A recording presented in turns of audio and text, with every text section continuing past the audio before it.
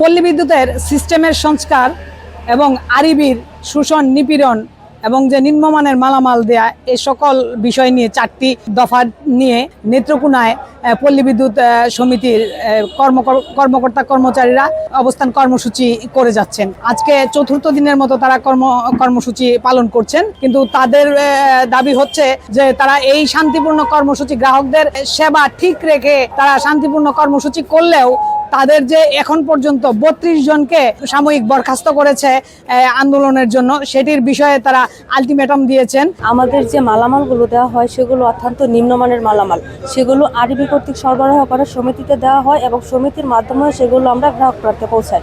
কিন্তু গ্রাহক জানে না যে এগুলো আরইবি থেকে আমাদের দেওয়া হয়। গ্রাহক ভাবে যেগুলো আমরা সমিতি থেকেই কিনি, আমরা সমিতি থেকেই গ্রাহকদের দেই। সেক্ষেত্রে গ্রাহক প্রাথমিকভাবে আমাদের কাছে আসে এবং আমাদেরকে তারা জবাবদিহিতার আওতায় নিয়ে আসে যে আমার বিলটা কেন বেশি আসছে, বিদ্যুৎ কেন নাই, আমার মিটারটা কেন নষ্ট হয়ে গেল। আমাদের মিটারের যে লাইফ টাইম, এমনও মিটার আছে যে মিটার লাগানোর 2 দিন পরে মিটারটা অটো পালস দিচ্ছে।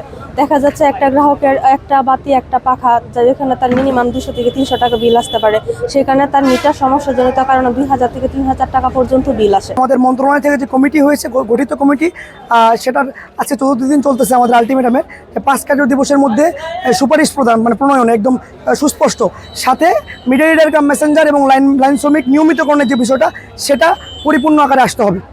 তার সাথে আরও 3 দফা দাবি আছে। আর আমাদের এখানে যেহেতু এজিএম অ্যাডমিন মহোদয় রাশিদুল আলম খন্দকারকে অন্যায়ভাবে সাসপেন্ড সহ সংযুক্তি করা হয়েছে 417 কিলো দূরে পটুয়াখালীতে, উনি এই মানসিক চাপ না নিতে পারে, উনি মাইনর স্ট্রোক করছে, উনি হসপিটালে ভর্তি, জীবন মৃত্যুর সাথে পাঞ্জা লড়তেছে। ওনার যদি বদলির আদেশ, সংযুক্তির আদেশ, সাময়িক বরখাস্তের আদেশ যদি 4টার মধ্যে, আজকে বিকেল 4টার মধ্যে যদি স্থগিত না করা হয়, সেক্ষেত্রে নেত্রকোনা পল্লী বিদ্যুৎ সমিতির 810 জন এমপ্লয়ির মধ্যে 809 জন উইথাউট জিএম 809 জন এমপ্লয়ি অনির্দিষ্টকালের জন্য কর্মসূচিতে চলে যাবে। 80টি পল্লী বিদ্যুৎ সমিতির এই কর্মকর্তা কর্মচারীরা এই আন্দোলন করে যাচ্ছেন। তারা ন্যায্য দাবি তাদের নিশ্চিত হলেই তারা আন্দোলন থেকে সরে আসবেন। বিগত 1.5 বছর ধরে তারা এই আন্দোলন কর্মসূচি করে যাচ্ছেন। আলপনা বেগম, সময় সংবাদ, নেত্রকোনা।